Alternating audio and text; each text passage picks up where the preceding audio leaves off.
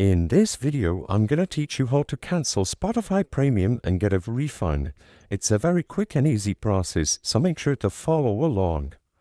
All you need to cancel Spotify Premium is to log into your account using a web browser either on your computer or your phone. After you are properly signed into the account that has the subscription you want to cancel, all you have to do is click on its icon at the top right corner of the screen to go to its settings or the account overview. In there, use the left-sided menu to access your active subscriptions by clicking on the Subscriptions tab.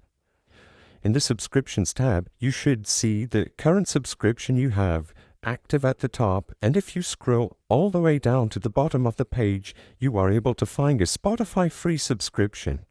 The description should say something along the lines of, "Switching to free will cancel your premium plan," and all you have to do is click on the Cancel Premium button below it. You won't be asked to go through the setup to cancel your premium account, and after you do, you will have access to the Spotify free account.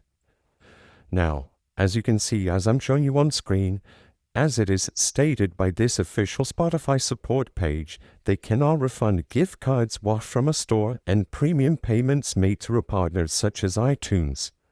Which means that if you want to get a full refund, it's better that you contact them directly through their customer support email or the Spotify support page, since it's very hard to get a full refund since they do give you the remaining days you have active on your subscription at the time of canceling it. I hope I was able to help you on how to cancel Spotify Premium and get a refund. If this video helped you, please be sure to leave a like and subscribe for more quick and easy tips. Thank you for watching.